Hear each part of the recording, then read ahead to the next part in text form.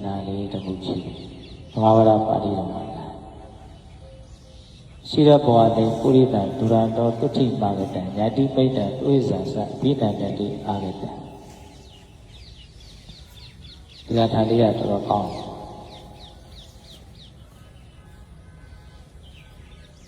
Jai Sweet Murin, Yanquani, Lonchiare, Dudea, Chanyanda.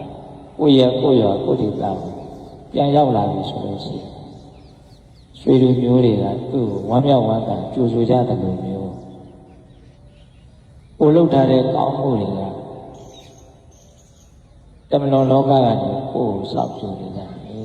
လို့ဒီလိုအိဗယ်ရတယ်ဘုန်းကြီးတို့ကတမလွန်ခီးကိုလည်းတွားရအောင်နော်အခုအချိန်တိုင်းတစ်ချိန်ပြီးတစ်ချိန်ပြီးတော့တွားတယ်အခုလည်းပဲခီးတွားနေတာမြင်ရတယ်နော်အချိန်ပြီးတစ်ချိန်တွားတယ်ဘယ်ကြီးဥတည်တွားတယ်ဆိုပျက်စီးခြင်းတွေတည်ဆုံးခြင်းတွေဥတည်ပြီးတွားလွတ်သေးပြီဆိုတော့လည်းပဲဘဝတစ်ခုကဆက်ပြီးတော့အကြောင်းအားလျော်ဆိုဖြစ်ကြအဲ့ဒါကိုတမလွန်လောကသိပြီးတဲ့နောက်မှာဆက်ဖြစ်မဲ့အနေအထားလေးကိုတမလွန်လောကတော့ဟုတ်လားအဲ့ဒါကိုကကောင်းတဲ့စိတ်တွေအများကြီးဖြစ်အောင်လုပ်ခဲ့မယ်ဆိုရင်ကိုလုပ်ထားတဲ့အဲ့ဒီကောင်းမှုတွေကပဲကိုယ်နွေနွေထွေးထွေးစောင့်ကြိုနေကြတယ်လို့မြတ်စွာဘုရားတင်စားပြီးတော့ဟောအလွန်ချစ်တဲ့ဆွေတွေမျိုးတွေကချမ်းချမ်းသာသာဆင်ပြေပြီးပြန်လာတယ်ကာလရှိပြခွက်ခွက်ပြန်ရောက်လာတဲ့အခါမှာဝါပန်းတဲ့တာမိမိသူတွေကြိုဆိုကြတယ်လို့ပြောအဲ့လိုဥမာပေးနန္ဒီယသူကမသေးရစပြီးတော့လက်ပြည်မှာဘုံဘိမှန်ပေါက်တယ်နာမည်ကြီးထူးခြားတဲ့ဖြစ်ရတယ်လို့ဆိုလိုက်တယ်ပေါ့နော်ဒီသတင်းစကားလူလောကကြီးကိုဇောပင်ဆောင်လာတယ်ဆိုရှင်မမောက္ခဏာပင်ဆောင်လာဟုတ်လားရှင်မမောက္ခဏာတကူကြီးရဲ့ကြားလို့နော်အဲ့နတ်ပြည်ရောက်တဲ့အခါမှာဒီဘုံဘိမှန်ကိုတွေ့တော့ဒါမစုအတွက်ဖြစ်ပေါ်နေတဲ့အရာလေလို့မေးတဲ့အခါမှာနန္ဒီယအကြောင်းတရားအတွက်ဖြစ်ပေါ်နေတဲ့အရာလို့ရှင်မမောက္ခဏာသိရဲ့အဲ့ဒါကိုမြတ်စွာဘုရားရှောက်မြတ်စွာဘုရားစောစောကအထာလေးကိုဟောတယ်ရှိတဲ့ဘဝတည်းပုရိသံဒုရတောတုဋ္ဌိမာဂတံညာတိမိတ်တံသွေဇာစအဘိနန္တတိအာဂတံတတိဝကရပုညာတိအတ္တမလောကပရဂတံပုညာတိပဋိက္ခဏံတိပိယညာတိဝအာဂတံအလွန်ချစ်တဲ့ခင်တဲ့ဆွေတွေမျိုးတွေကကာလရှိကြပွဲခွာနေရတယ်ကိုယ်ဆွေမျိုးရင်းချတရားရဝေးကနေပြီးတော့ချမ်းသာတာပြန်ရောက်လာတဲ့အခါမှာတကယ်ကိုပဲနွေနွေထွေးထွေးတံမိုးတရားတံဖို့ထားပြီးတော့ဒီလေးစားတာကျိုးဆိုကြတယ်ကိုပြုထားတဲ့ကောင်းမှုတွေကကိုယ်တမလွန်လောကနေပြီးတော့စောင့်မျှော်နေကျိုးဆိုနေကြတယ်လူတွေနဲ့ဆက်ပြဟောဒါပေမဲ့နန္ဒီယအကြောင်းတရားနဲ့တွဲဖက်ပြီးတော့နားလည်ထားတဲ့အခါမှာသူ့ရဲ့အမျိုးသမီးဇီဝရီရှိအဲ့တော့သူက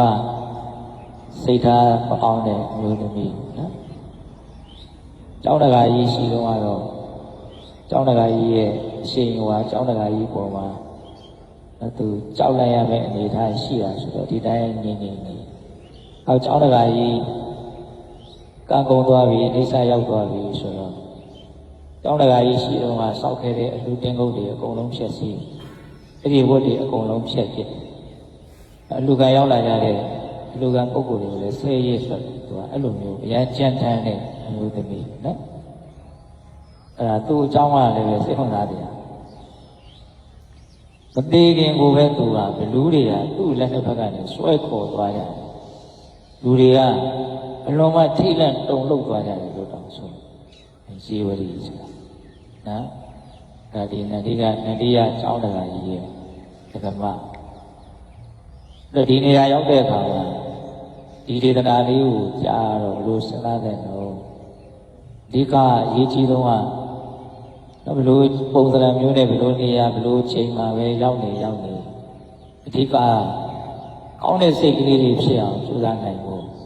ဟုတ်တယ်မို့လားလူရင်းလေးကိုမမေ့နော်အားလေးတွေဖြစ်အောင်လုပ်နိုင်ဖို့ ကောင်းတဲ့စိတ်ကလေးတွေဖြစ်အောင်လုပ်နိုင်ဖို့အခုဒီနေရာမှာ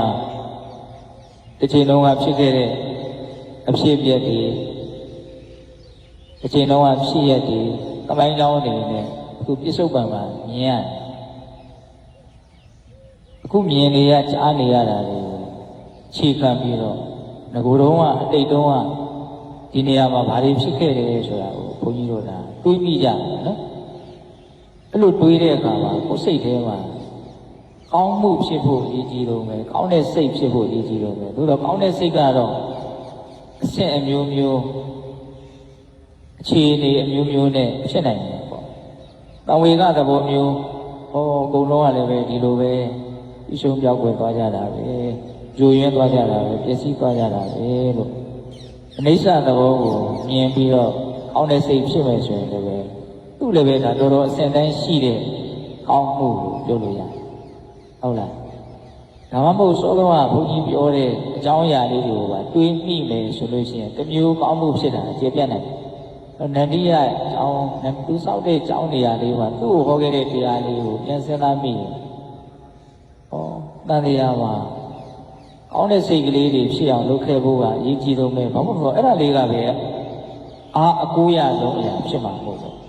ဒါဘုန်းကြီးကဆိုတော့အဲ့ဒီဒေသနာလေးကိုစဉ်းစားရင်းနဲ့ဒီကကတော့ဘဝကြီးကိုတယောက်တည်းသွားနေတာတကယ်ဘေးရတယ်အပေါင်းဖို့တွေဆိုတာကတကယ်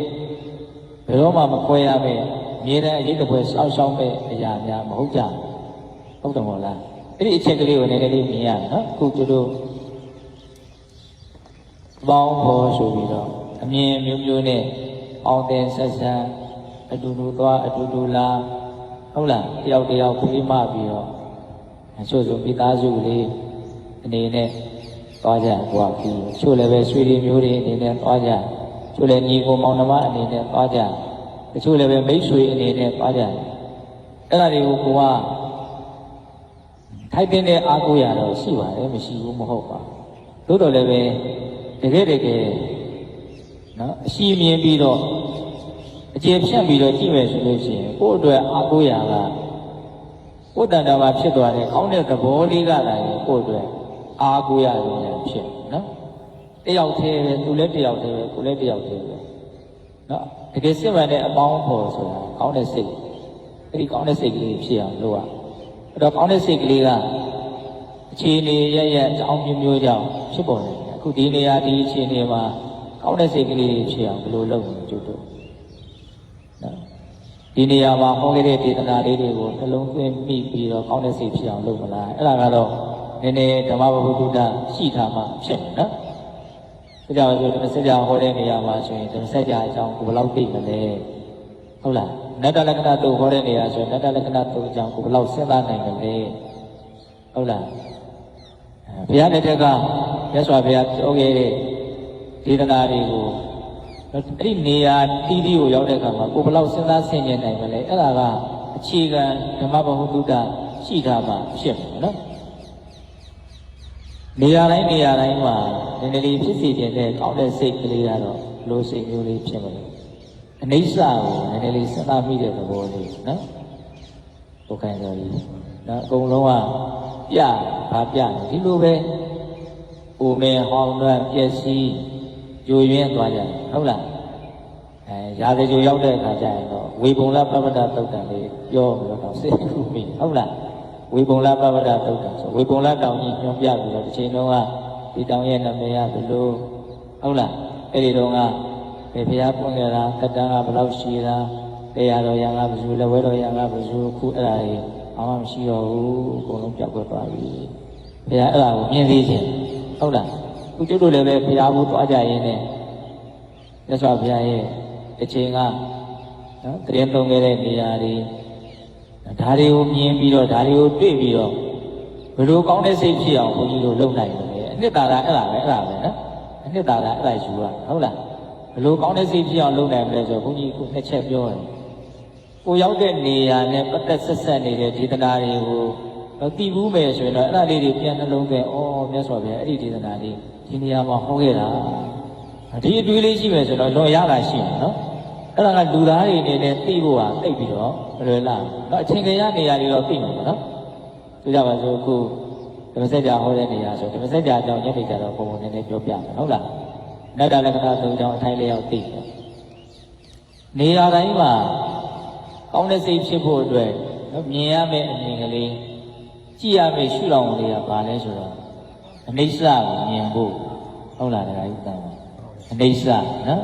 အကုန်လုံးဒါမြတ်စွာဘုရားလက်ထက်ကအကြောင်းဆိုရင်တော့တကယ်ကိုမြတ်စွာဘုရားဆိုတော့တကယ်ကိုခန္ဓာနာနတရားစောက်ပြီးတော့လူခဲ့မှာလေနော်ဟုတ်တယ်မဟုတ်လားအခုနေရာလေးပဲပြနေတော့ဟုတ်လားဒါတော့မှဒီနေရာပါလို့အတိအကျကြီးနော်ဘယ်သူမှကတိကမ္မပြောနိုင်လို့ဘုရားတော့ပြောနေပါ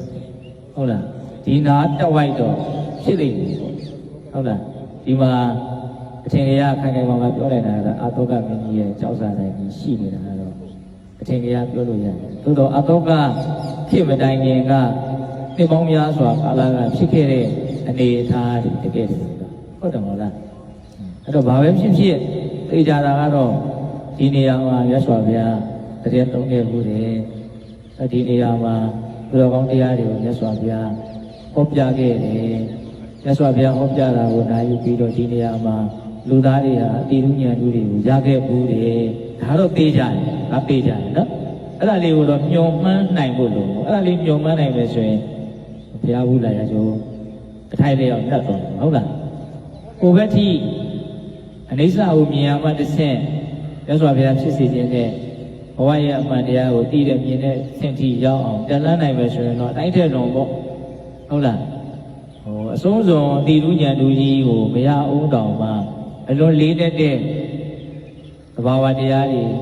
အကြောင်းဘဝရဲ့အကြောင်းကိုသိတဲ့မြင်တဲ့ဉာဏ်တွေရအောင်လုပ်နိုင်မယ်ဆိုရင်တော့အလွန်ကောင်းမယ်ပေါ့အဲ့ဒါလေးကိုလည်းပဲတတိထားစေချင်တယ်ဟုတ်လားငွေကုန်ကြေးကြခံချိန်ကုန်ခံပြီးတော့ဒီနေရာကိုအရောက်လာရတာထိုက်တန်တဲ့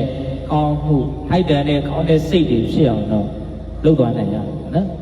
အဲ့ဒါမှနှစ်သာရရှိတယ်ဆိုတယ်ဟုတ်လားအဲကြောင့်ဒါနန္ဒီယအကြောင်းတော်ရနေရာလေးမှာနန္ဒီယကိုမြတ်စွာဘုရားဟောခဲ့တဲ့ဒေသနာလေးကောင်းမှုပြုထားပဲဆိုရင်အဲ့ဒီကောင်းမှုဟာတမလုံးကြီးကိုတွားကြရတဲ့နော်တကယ်တကူဒီသမားတွေခရီးတဲ့အတွက်ကိုယ်ကိုနှွေးနှွေးထွေးထွေးစောင့်ကြိုမဲ့ကိုယ့်ရဲ့ဆွေမျိုးရင်းချာလူမျိုးကိုယ်ကိုနှွေးနှွေးထွေးထွေးစောင့်ကြိုမဲ့အရာကိုပြုထားတဲ့ကောင်းမှုအဲ့ဒါလေးကိုကအများကြီးစုမိဆောင်ပြီးအောင်အည်သွေးမြင့်တဲ့စောင့်ကြိုသူများဖြစ်အောင်လည်းပဲကိုကလုပ်နိုင်ရတယ်ဟုတ်လားစောင့်ကြိုသူများဆိုတော့သူ့ကိုကြည့်ပြောတာကောင်းမှုကိုပြောတာနော်ဟိုနှွေးနှွေးထွေးထွေးစောင့်ကြိုမဲ့ကောင်းမှုတော့ဘေးက